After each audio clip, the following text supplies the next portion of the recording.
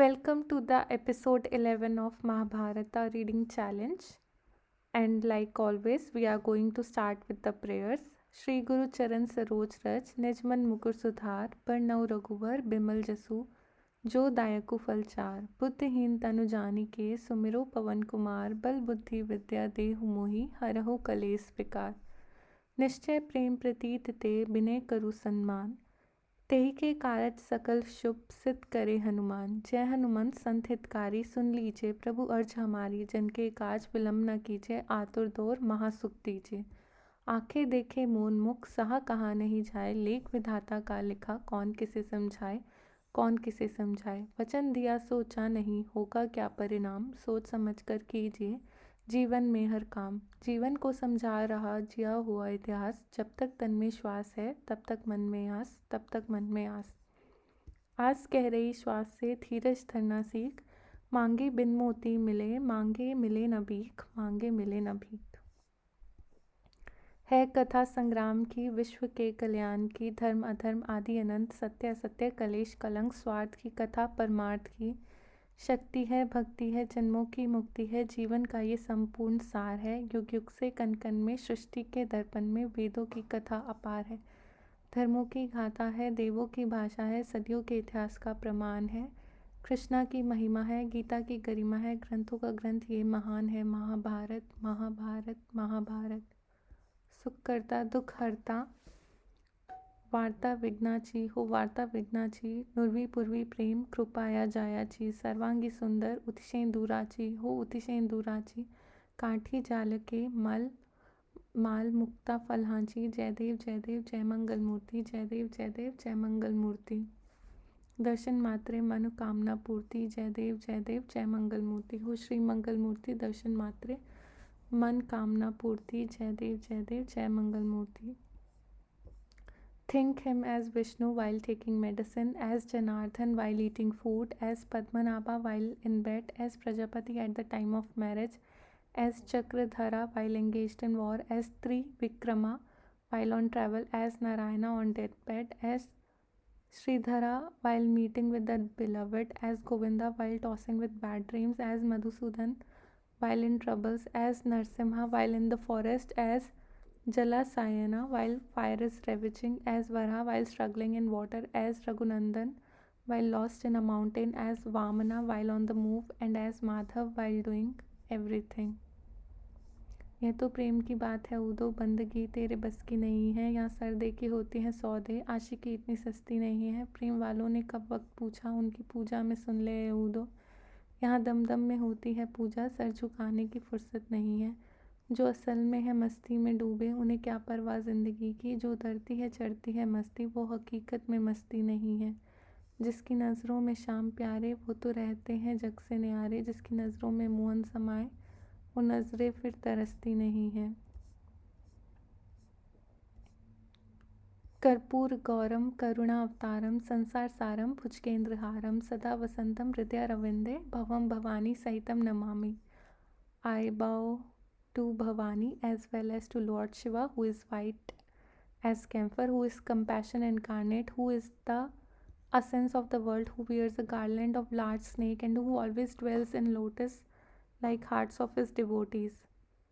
Hare Krishna Krishna Krishna Hare Hare, Hare Ram Ram Ram Hare Hare।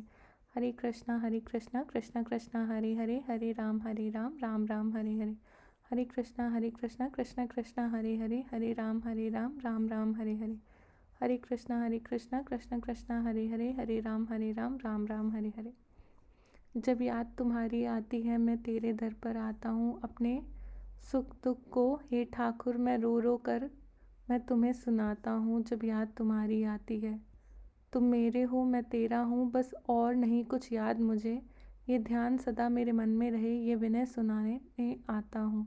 जब याद तुम्हारी आती है। फूलों में तुम्हारी खुशबू है, पत्तों में तुम्हारी हस्ती है, पर फूल नहीं है पास मेरे, बस दो नैन चढ़ाने आया हूँ। जब याद तुम्हारी आती है, मैं तेरे दर पर आता हूँ। अपने सुख दुख को हे ठाकुर मैं रो रो कर तुम्हें सुनाता हूँ। तुम मेरे प्यारे सावरिया, मेरा तुमसे हमेशा नाता है।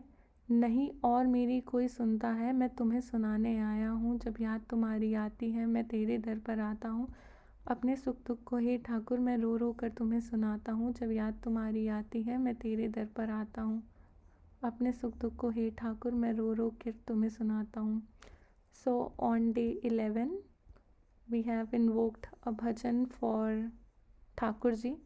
जब याद तुम्हारी आती है मैं तेरे दर पर आता हूँ। अपने सुख दुख को हे ठाकुर मैं रो रो कर तुम्हें सुनाता हूँ। जब याद तुम्हारी आती है तुम मेरे हो मैं तेरा हूँ, बस और नहीं कुछ याद मुझे। ये ध्यान सदा मेरे मन में रहे, ये विनय सुनाने आया हूँ। जब याद तुम्हारी आती है मैं तेरे दर पर आता हूँ। फूलों में तुम्हारी खुशबू है, पत्तों में तुम्हारी हस्ती है, पर फूल नहीं है पास मेरे, बस दो नैन चढ़ाने आया हूँ। तुम मेरे प्यारे सावरिया, मेरे तुमसे हमेशा नाता है, नहीं और मेरी कोई सुनता, मैं तुम्हें सुनाने आया हूँ। जब याद तुम्हारी आती है मैं तेरे दर पर आता हूँ। अपने सुख दुख को हे ठाकुर मैं रो रो कर तुम्हें सुनाता हूँ। So on day 11 we are going to start with chapter number 57 until 62, attachment and duty, the Pandavas, generalissimo, Balrama, Rukmini, non-cooperation, Krishna teaches. So we are going to start with chapter number 57.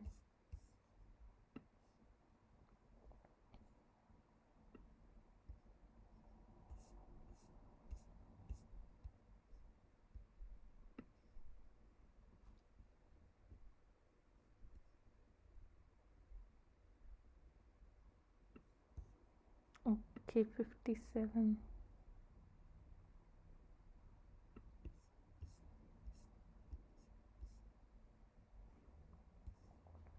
Attachment and duty.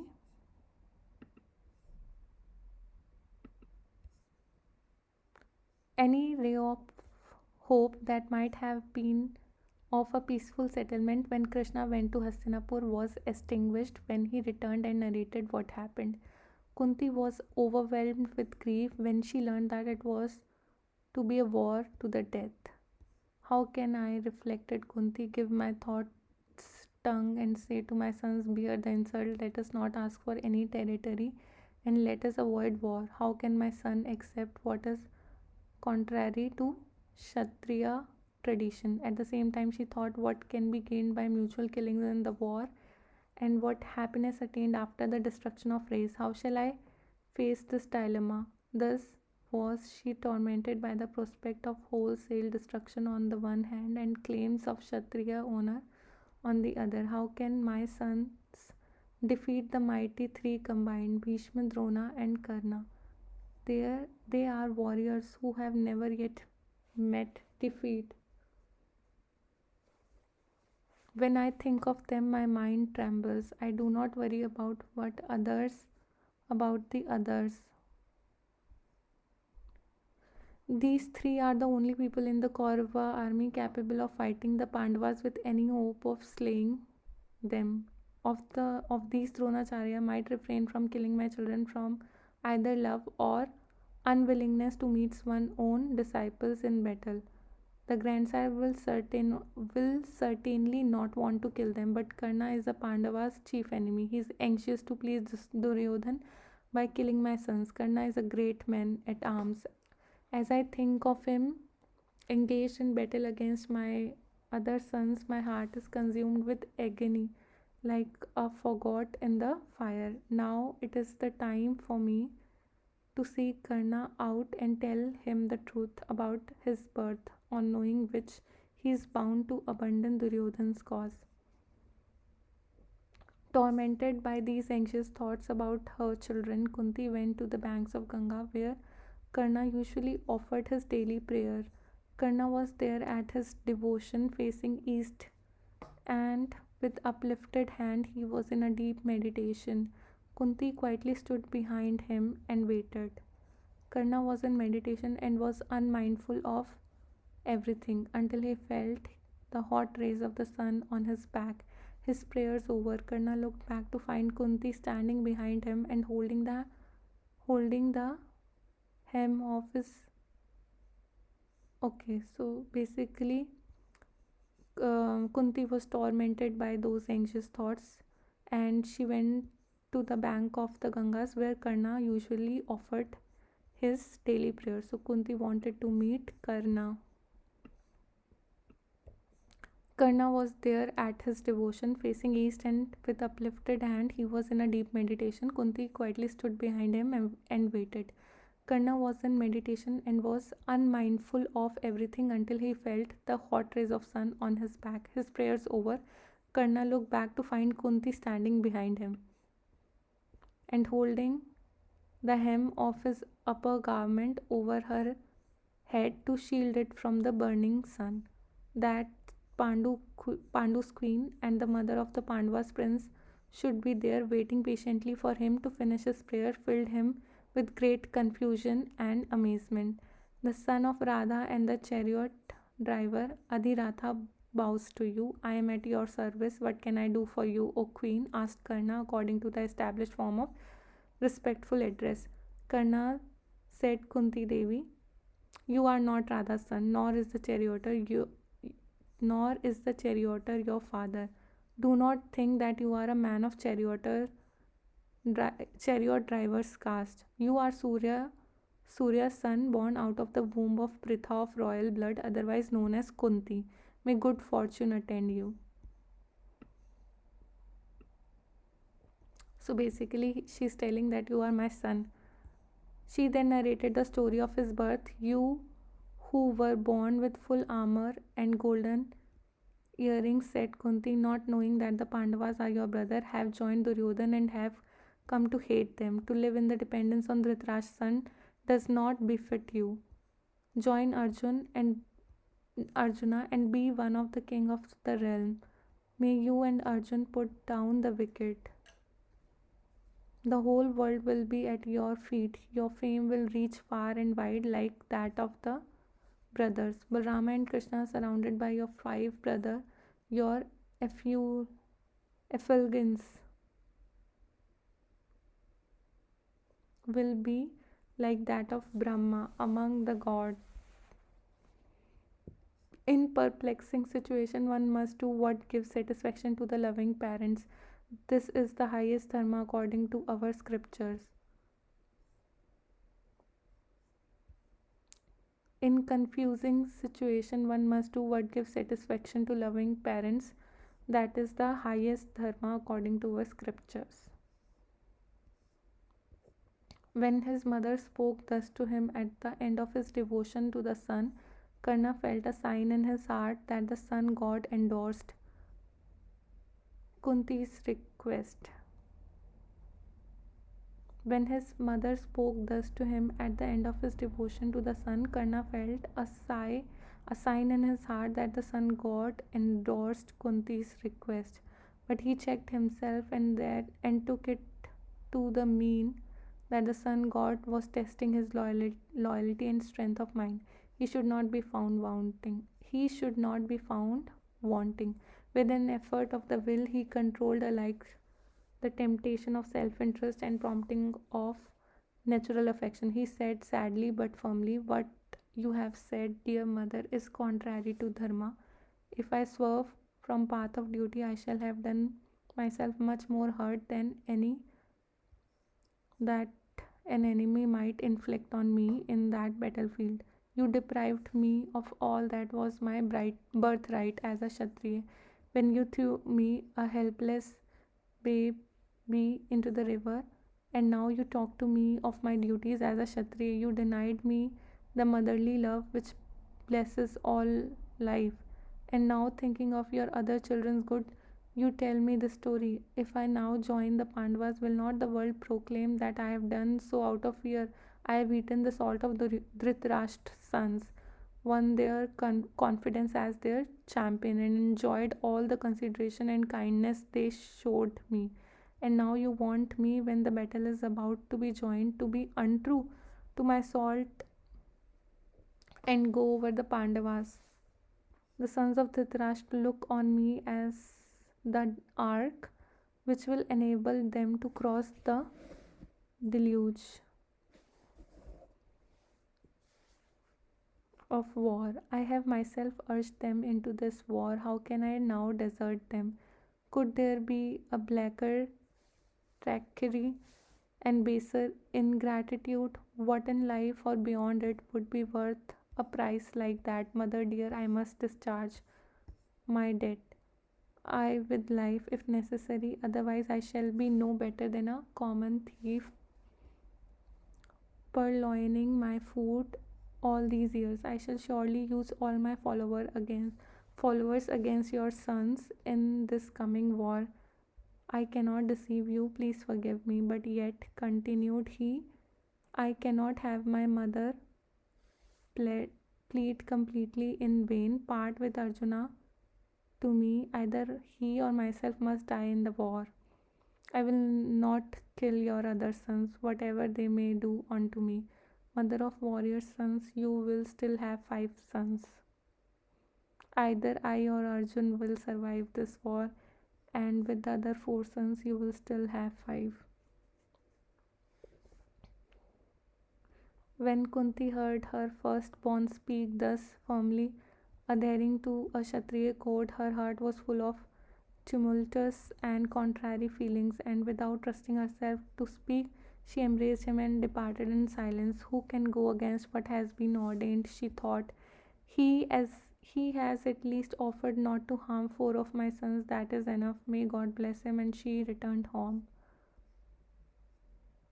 So basically, here she Kunti wanted Karan to join Pandavas, but here Karna has already mentioned that uh, I was devoid of any motherly love, and I have eaten the salt of Dhritarashtra's sons, won their confidence as champion. So basically, he wanted to pay that debt, and he wanted to discharge his duties towards Dhritarashtra's sons. And then, but he said, but yet, continued he, I cannot have my mother plead completely in vain. Part with Arjun to me. Either he or myself die in this war. I will not kill your other sons, whatever they may do unto me. Mother of the warrior sons, you will still have 5 sons. Either I or Arjun will survive this war, and with the other 4, you will still have 5. The Pandavas generalismo.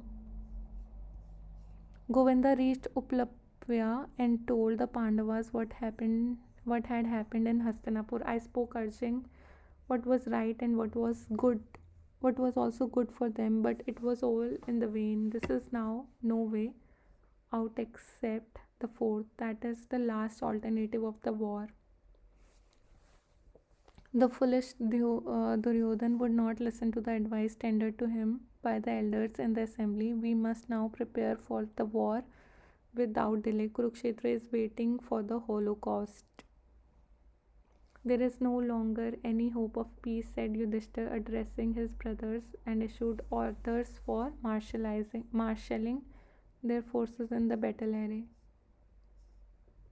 They formed army in 7 divisions and appointed Draupada, Virata, Drishtadyumna, Shikandin, Satyaki, Chekitana.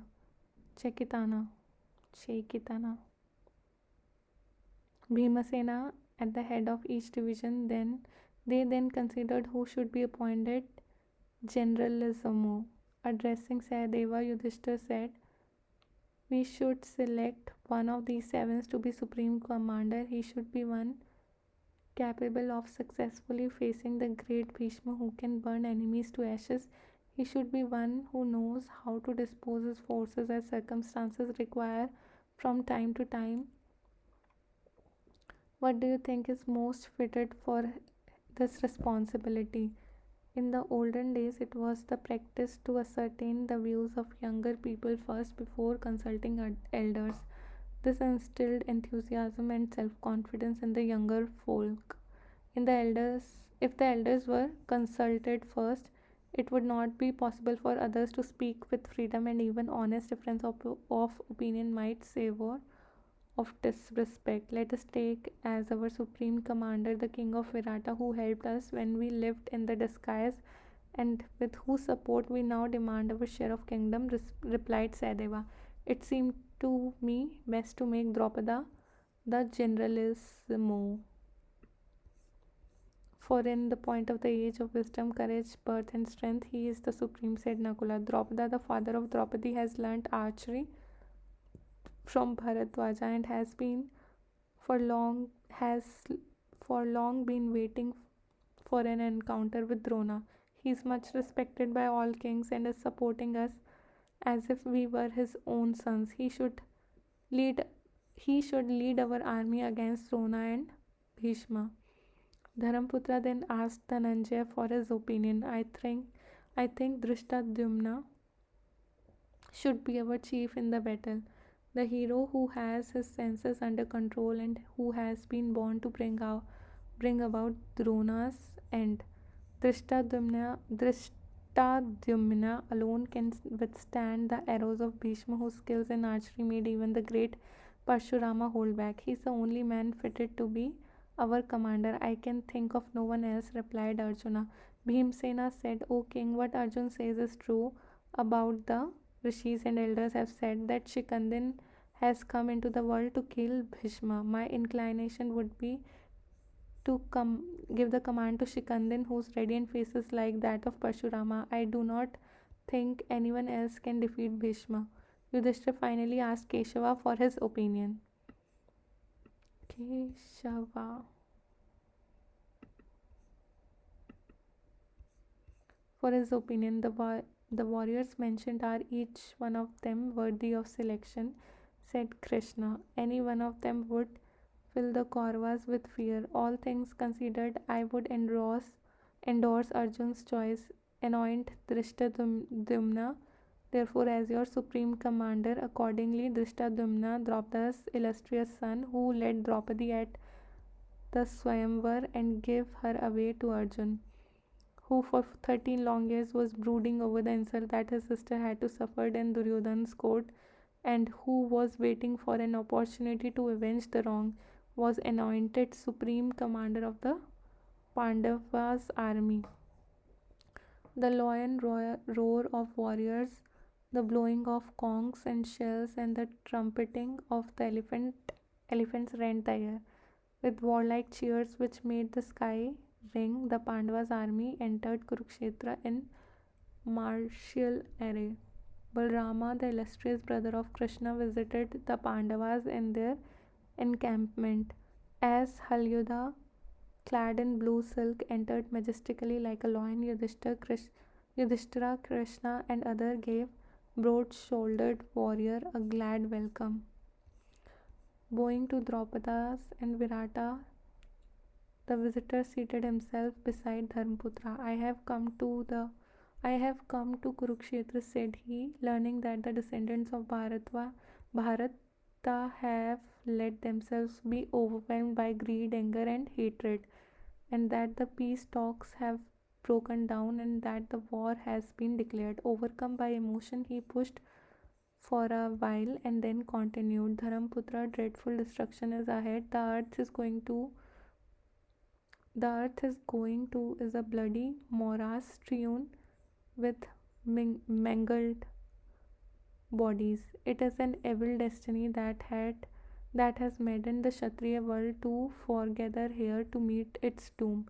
Often have I told Krishna, Duryodhan is the same to us as the Pandavas. We may not take sides in their foolish quarrels. He would not listen to me. His great affection for Dhananjaya has misled Krishna, and he is with you in this war, which I see has approved.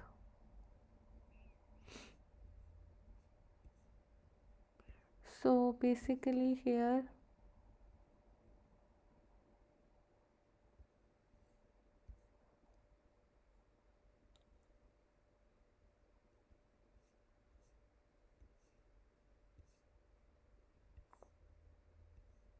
Balrama, the illustrious brother of Krishna visited the Pandavas in the encampment as Halyuda, clad in blue silk, entered majestically like a lion. Yudhishthir, Krishna, and others gave the broad shouldered warrior a glad welcome. Bowing to Draupada and Virata, the visitor seated himself beside Dharaputra. I have come to Kurukshetra, said he, learning that descendants of Bharata have let themselves be overwhelmed by greed, anger, and hatred, and that the peace talks have broken down and that the war has been declared. Overcome by emotions, he paused for a while and then continued, Dharaputra, dreadful destruction is ahead. So Balrama is saying that dreadful destruction is ahead. To the earth is going to is a bloody morass strewn with mangled bodies. It is an evil destiny that has maddened the Kshatriya world to foregather here to meet its doom. Often I told Krishna, Duryodhan is the same to us as the Pandavas. We may not take sides in their foolish quarrels. He would not listen to me. His great affection for Dhananjay has misled Krishna, and he is with you in the war, which I see he has approved. How can Krishna and I be in opposite camp? For Bhima and Duryodhan, both of them my pupil, I have equal regard and love. Now then can I support one against the other, nor can I bear to see Kauravas destroyed. I will therefore have nothing to do with this war, this conflagration that will consume everything. This tragedy has made me lose all interest in the world, and so I shall wander among holy places. Having thus spoken against the calamitous war, Krishna's brother left the place, his heart laden with sorrow and his mind seeking consolation in God. The episode of Balrama's keeping out of the Mahabharata war is illustrative of the perplexing situation in which good and honest men often find themselves, compelled to choose between two equally justifiable but contrary course of action. The unhappy individual is caught on the horns of dilemma. It is only honest men that find themselves in the predicament. The dishonest one of the earth have no such problems, guided as they are solely by their own attachment and desire. That is by self-interest. Not so the great men who have renounced all desire. Witness the great trials to which in Mahabharata Bhishma, Vidura, Yudhishthir, and Karan were put. We read in the epic how they solved their several difficulties. Their solution did not conform to a single moral patterns but reflected their several individualities.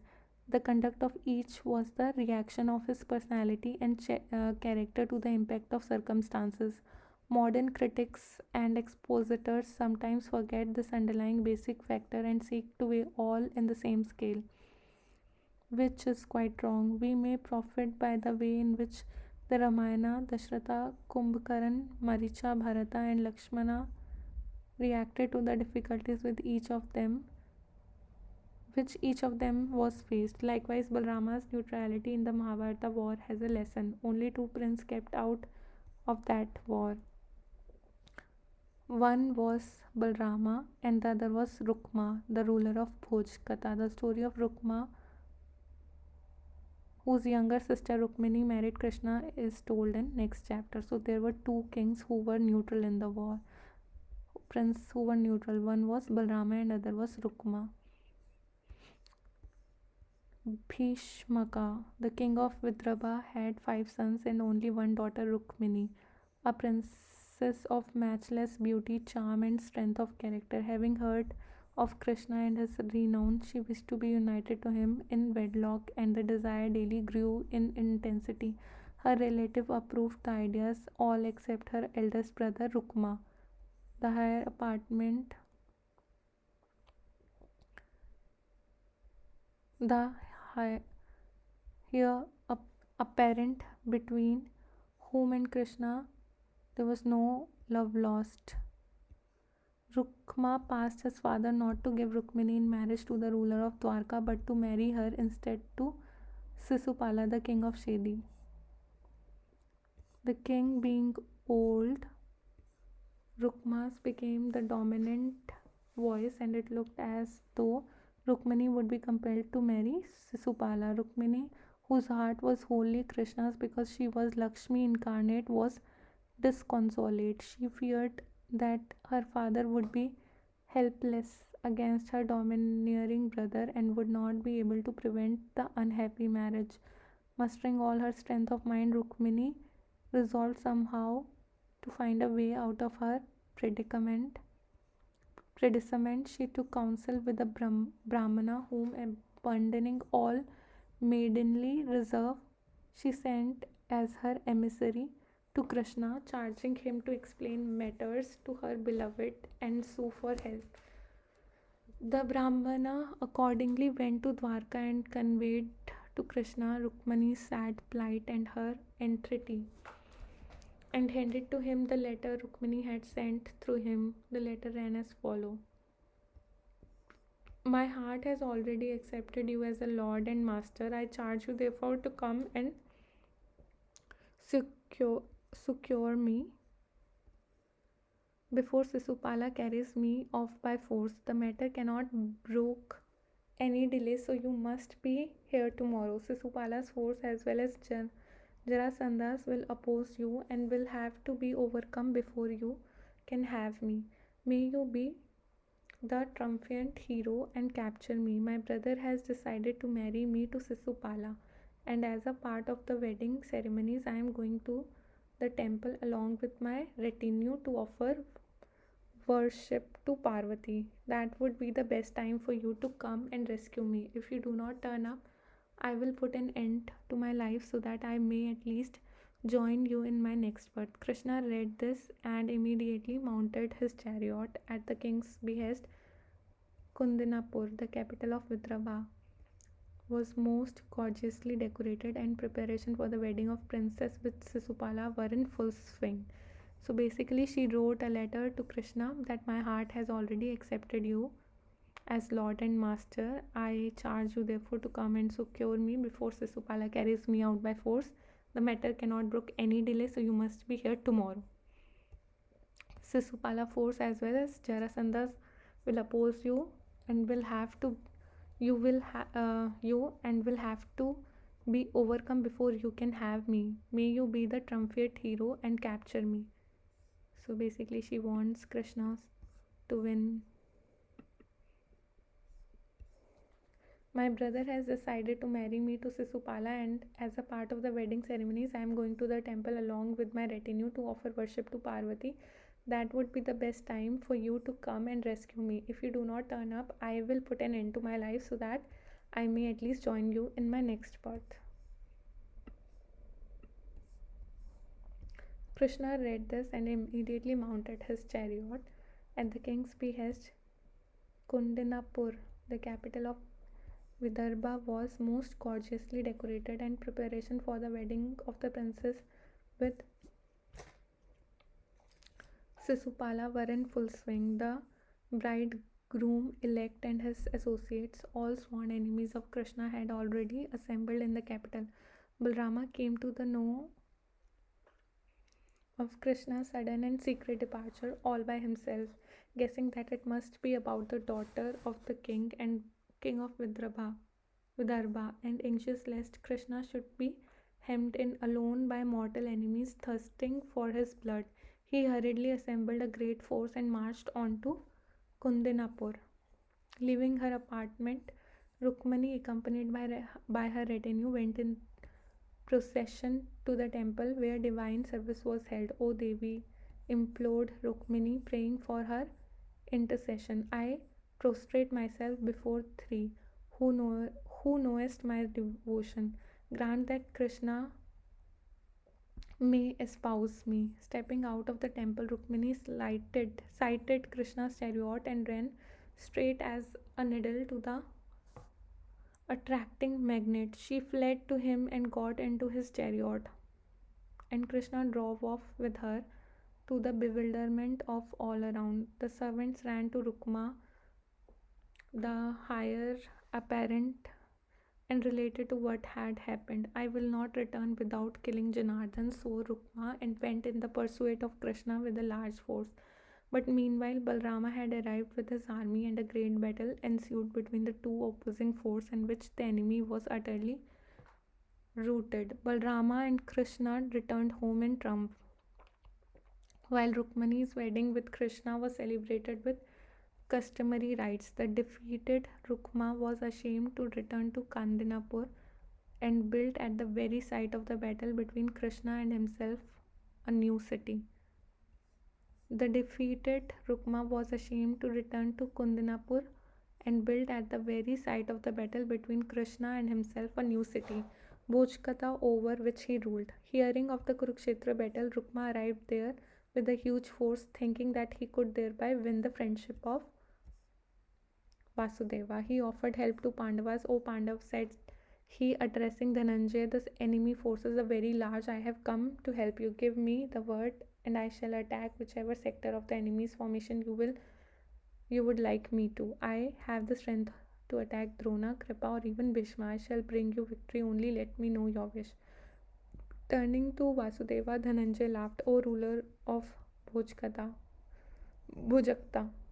Bhojakata, said Arjuna, we are not afraid of the size of the enemy forces. We have no need of your help and do not particularly desire it. You may either go away or stay on just as you like. At this, Rukma was filled with anger and shame and went to Duryodhan's camp with his army. The Pandavas have refused my proffered assistance, said he to the Duryodhan. My forces are at your disposal.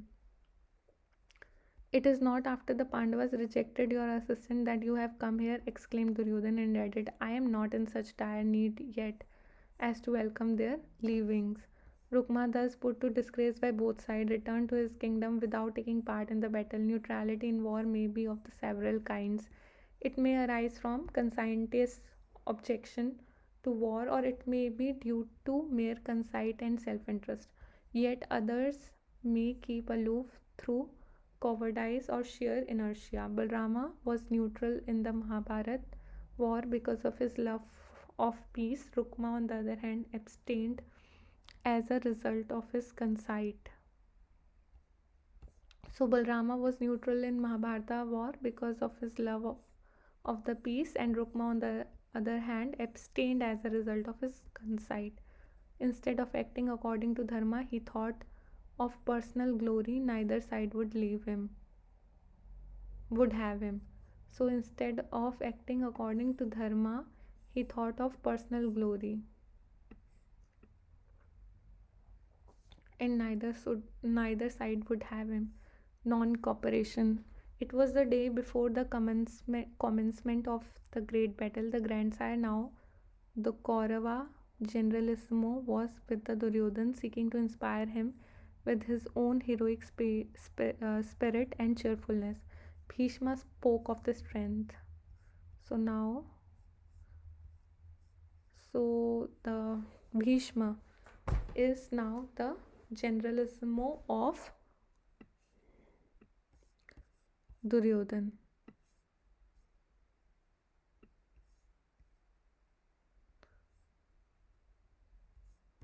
Bhishma spoke of the strength, skill, and prowess of the warrior ranged on Kaurava's side. Duryodhan was cheered up. Presently, Karna became the subject of their talk. Karna has entered your affection, said Bhishma, but I do not think much of him. I do not like his great hatred of the Pandavas, and he's too boastful. There is no limit to his arrogance, and he is much given to disparaging others. I would not place him in the highest rank among the warriors of the land. Besides, he has given away the divine armor with which he was born. He is not therefore likely to be of great help to me in this battle. The curse of the Parshurama is on him too. His command of supernatural weapons will fail him in his hour of need, for he will not be able to remember the mantras, and the battle that will ensue between him and Arjuna will prove fatal for Karna. So basically,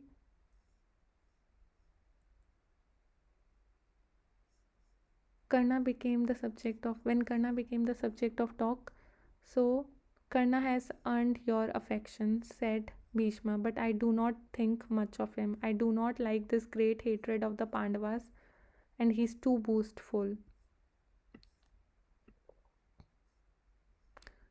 I do not like his great hatred of the Pandavas, and he's too boastful. There's no limit to his arrogance, and he's much given to disparaging others. I would not place him in the highest rank among the warriors of the land. Besides, he has given away the divine armor with which he was born.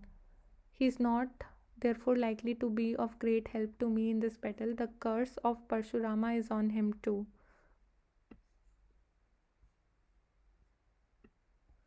His command of supernatural weapons will fail him in his hour of need. So basically, when Karna will need his powers from the supernatural weapons, it will exactly fail at that moment.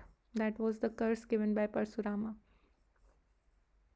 And he will not be able to remember the mantras, and the battle that will ensue between him and Arjuna will prove fatal for Karna.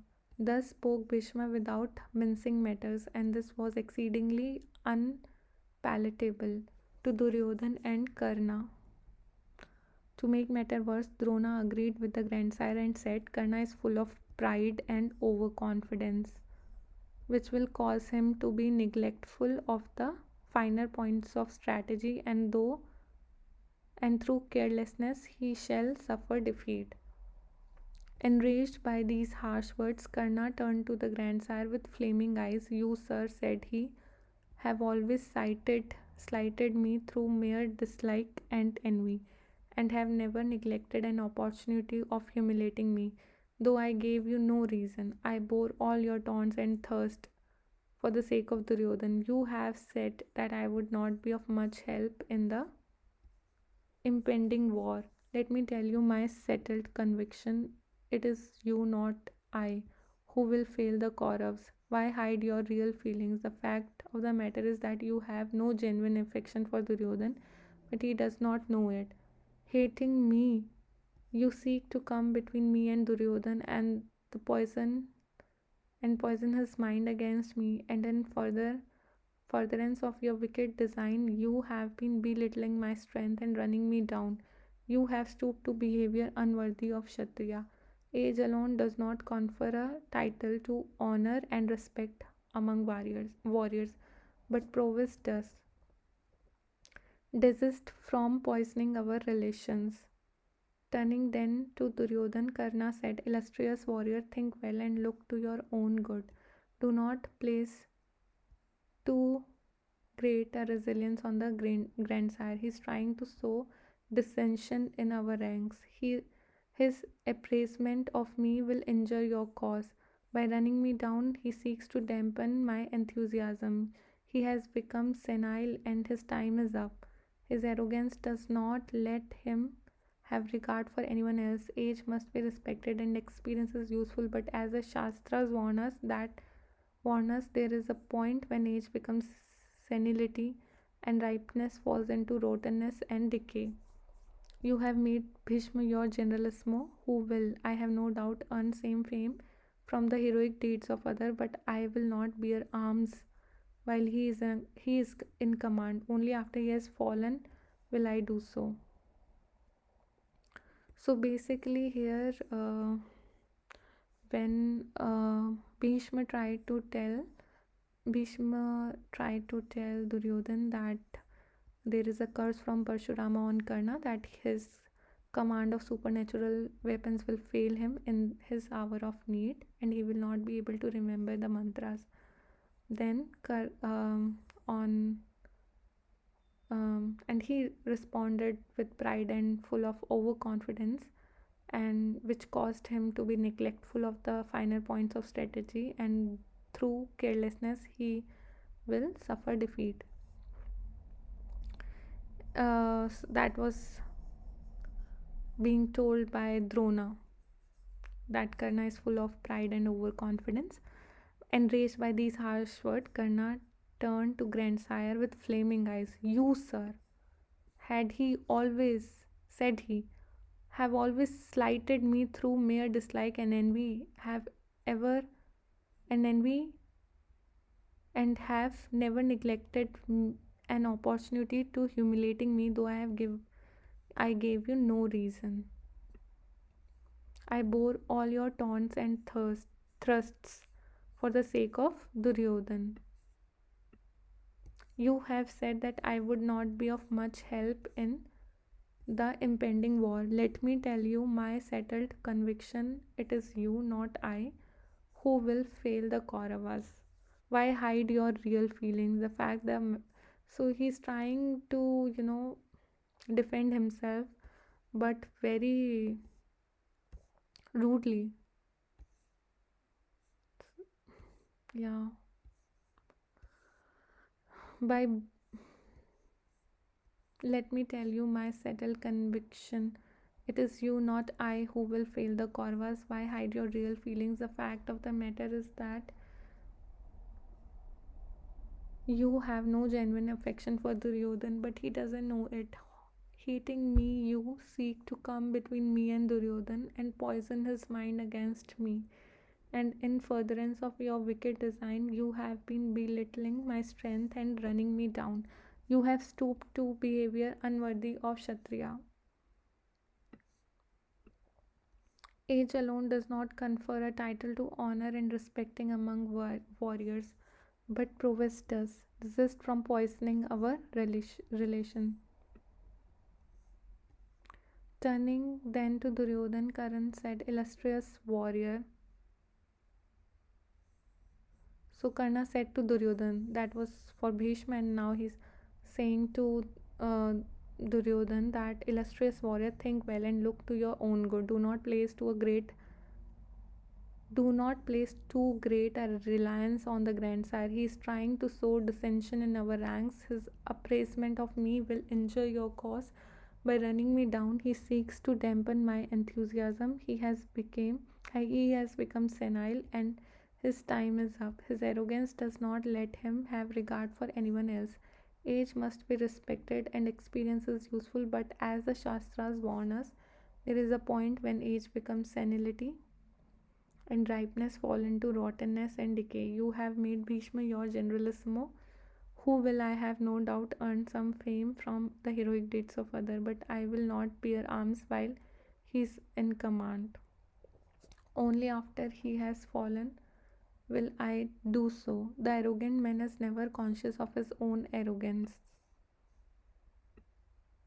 When accused of it, he charges the accuser that with that very fault. His judgment is rapt, and he considered it a crime on the part of anyone to point out his defect. This is well illustrated in this episode. So basically that's very important. The arrogant man is never conscious of his own arrogance. When accused of it, he charges the accuser that with that very fault. His judgment is rapt, and he considers it a crime on the part of anyone to point out his defeat. This is well illustrated in this episode. Controlling his anger, Bhishma replied, Son of Surya, we are in a crisis, and that is why you have not ceased to live this moment. You have been the evil genius of the Kauravas. Duryodhan was in distress.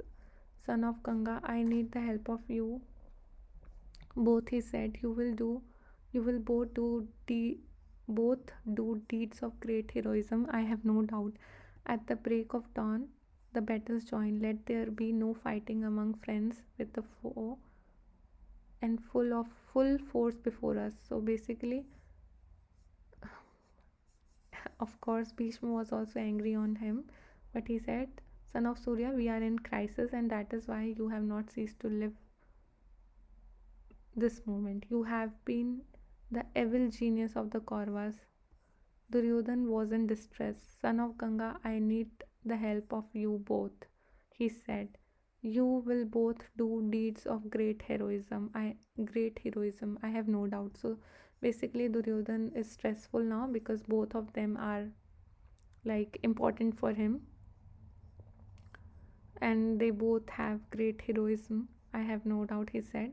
At the break of dawn, the battle joins. Let there be no fighting among friends with the foe in the full force before us. But Karna was adamant in that he would not take up arms so long as Bhishma was in the supreme command. Duryodhan eventually yielded to Karna and suffered him to carry out his threat. Karna kept out during the first 10 days of the battle, though all his men participated in it, and at the end of 10th day, when the great Bhishma lay on the battlefield covered all over with arrows, Karna went to him and bowed reverently and asked for the forgiveness and blessings which he received. Thereafter, Karna cooperated and himself proposed Drona for the command of Kaurava forces in succession to Bhishma. When Drona also fell, Karna took over the command and led the Kauravas forces. Now, chapter number 62, Krishna teaches. All was ready for the battle. All was ready for the battle. The warriors on both sides gathered together and solemnly bound themselves to honor the traditional rules of war. The code of conduct in war and methods of warfare vary from time to time. It is only if what was in vogue and at the time of Mahabharata war is kept in mind that we can understand the epic. Otherwise, the story would be puzzling in places. From what follows, the reader may have some idea of the rules of warfare followed in Kurukshetra battle. Each day, the battle was over at sunset, and the hostile mixed freely like friends. Single combats might only be between equals, and one could not use methods not in accordance with dharma. So basically, they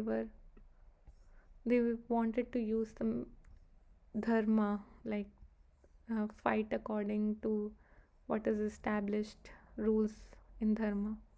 Thus, those who left the field or retired would not be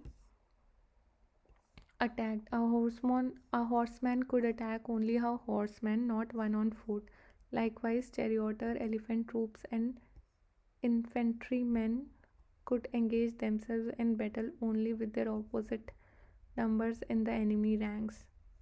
Those who sought quarter or surrendered were safe from slaughter, nor might one, for the moment disengaged, direct his weapon against another who was engaged in combat. It was wrong to slay one who had been disarmed, or whose attention was directed elsewhere, or who was retreating, or who had lost his armor, and no shafts were to be directed against non-combatant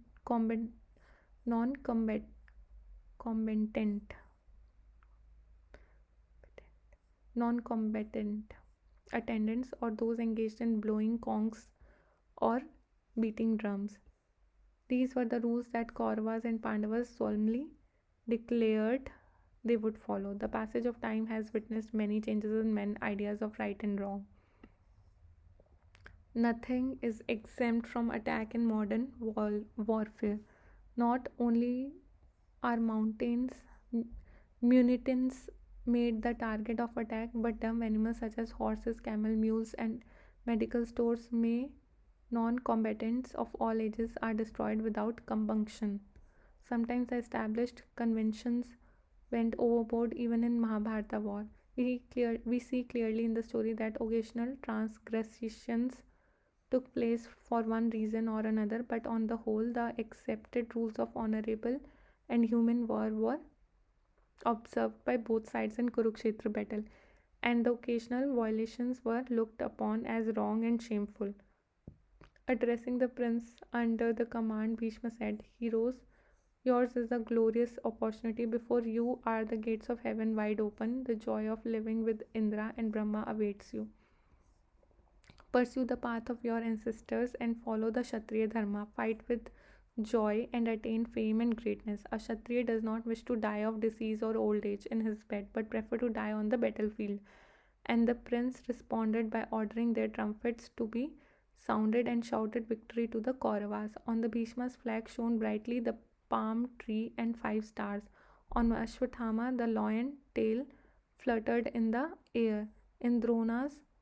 So basically, their flags have some of the, like on Bhishma flag shone brightly the palm tree and 5 stars. On Ashwatthama, the lion tail fluttered in the air. In Drona's golden hued standard, the ascetic bowl and the bow glistened, and the cobra of Duryodhan's famed banner danced proudly with the outspread hood. On Kripa's flag was depicted a bull, while Jayadratha carried a wild boar. Likewise, other and the battlefield thus presented a pageant of flags. Seeing the Kaurava forces ranged in a battle array, Yudhishthir gave orders to Arjun. The enemy force is very large, our army being smaller, our tactics should be concentration rather than deployment that will only weaken us.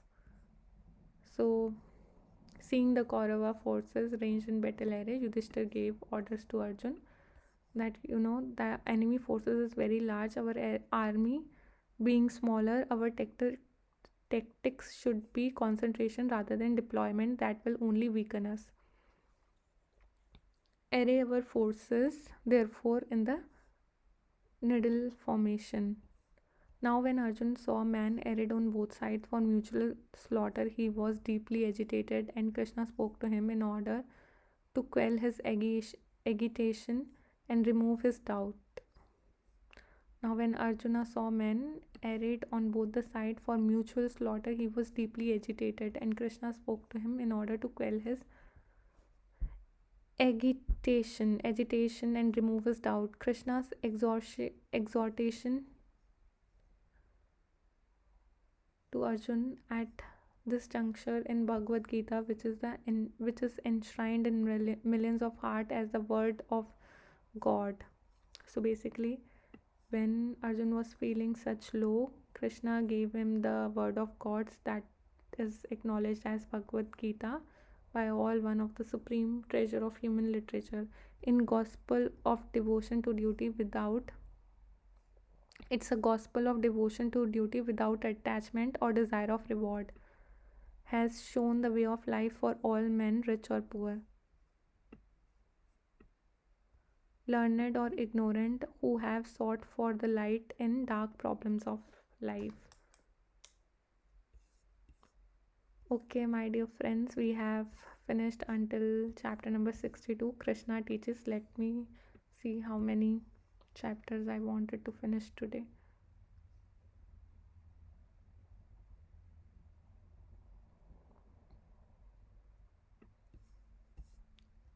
Yeah, so we have completed our day 11, and we are going to do for day 12.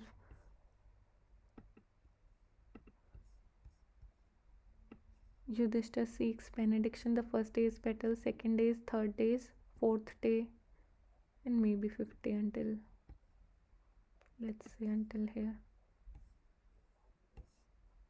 We are going to do it on day 12. Thank you, my dear friends, for your kind attention. And we are reading Mahabharata by C. Rajagopalachari, and these are actually the words of wisdom and may help you in the modern days also, when we have dilemmas about what is right and what is wrong. Thank you. Thank you, my dear friends.